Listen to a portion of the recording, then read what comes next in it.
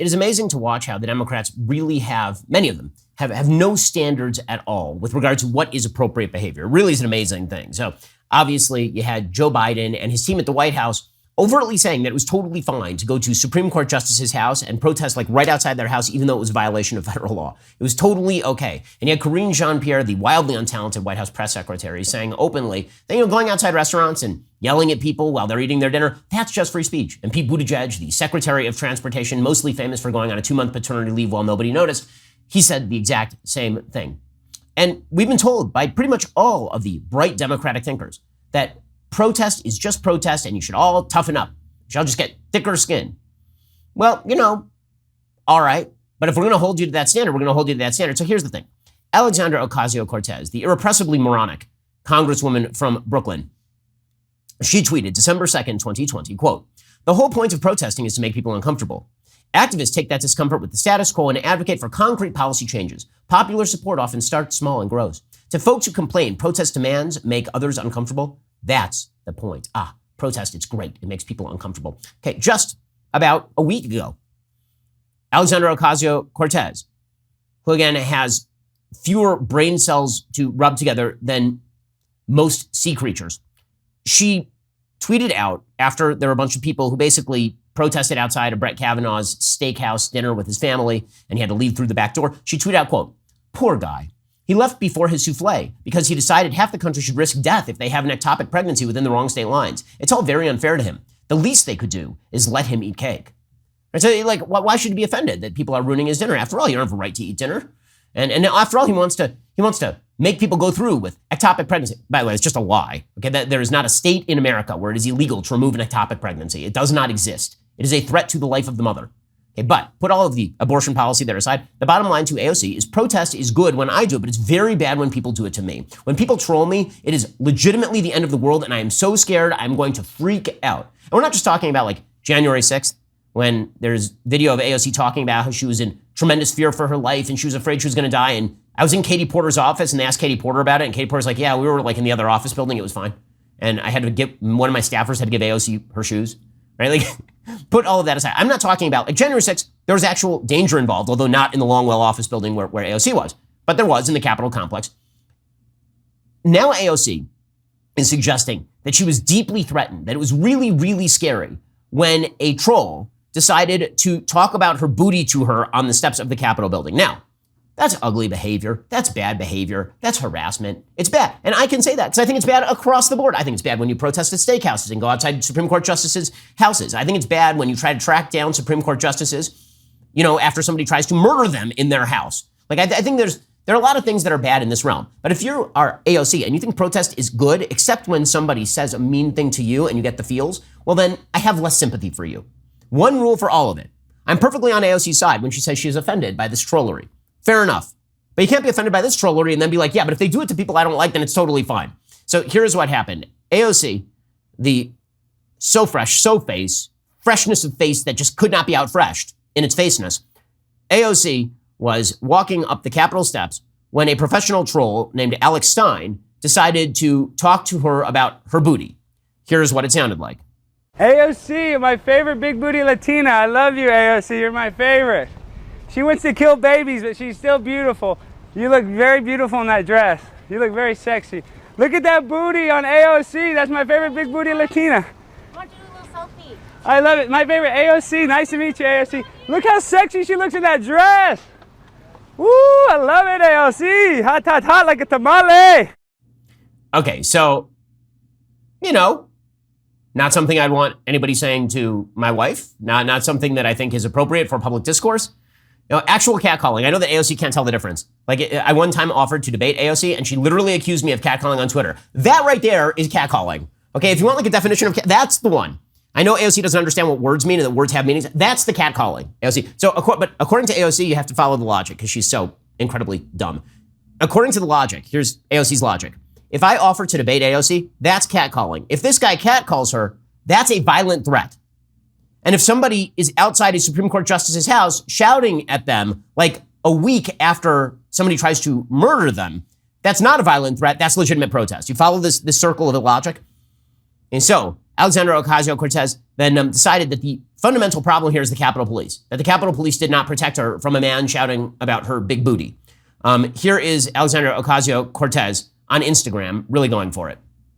I think the thing that was so crazy about that incident is not even that it happened, but that it happened on the Capitol steps right in front of a Capitol Police officer. And this dude was engaged, like this wasn't about a political opinion or protest or anything like that. He was engaged in very clearly sexually threatening, aggressive behavior right in front, on the Capitol steps in front of an officer. And he wasn't even asked to take a step back. Like, this officer was just cool with it. And it just, like, I really just can't help but think about all of that footage and evidence that we saw the day of all these Capitol Police officers helping and being sympathetic to the insurrectionists on January 6th.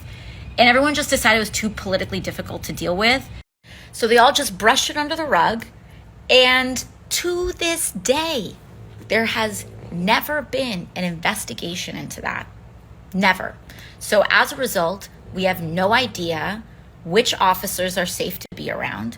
We have no idea if any of those officers and the ones holding massive weapons were with that crowd or if they weren't. No, so just to get this straight, she's now saying the Capitol Police are bad guys on January 6th because a man catcalled her. By the way, if you watch the tape, she actually comes back down the steps to approach him and say something, then she goes back up the steps. Right? This does not excuse the lewd, lascivious stupidity of this troll who is a troll.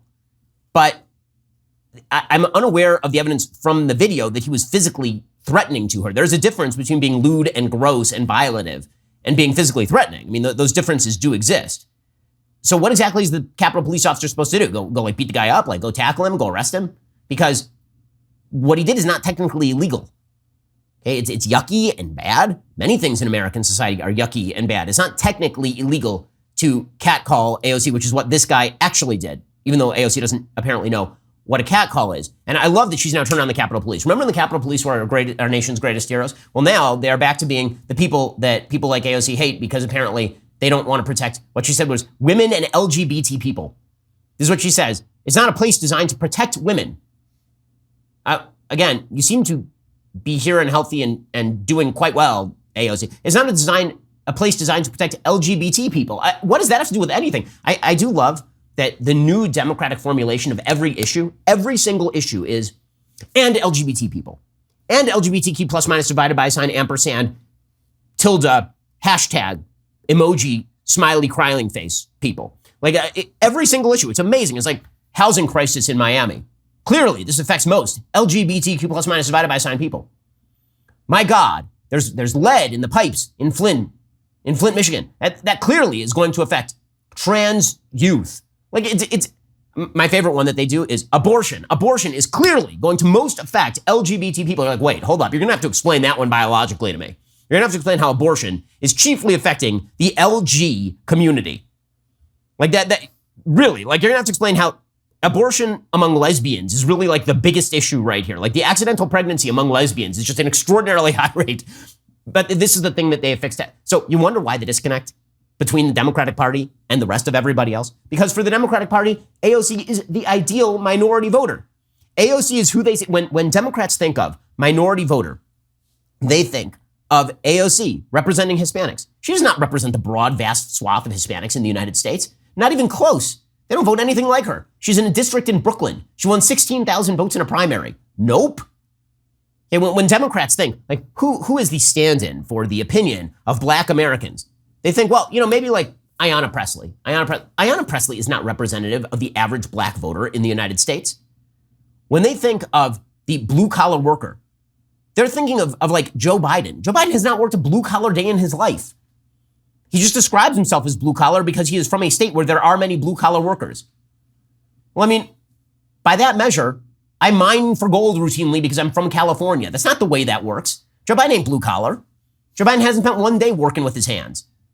I'm not a gold miner, even though I'm from California. There used to be a lot of gold miners in California, but I'm not one of them. It is amazing how the disconnect is just apparent from every single thing that they do.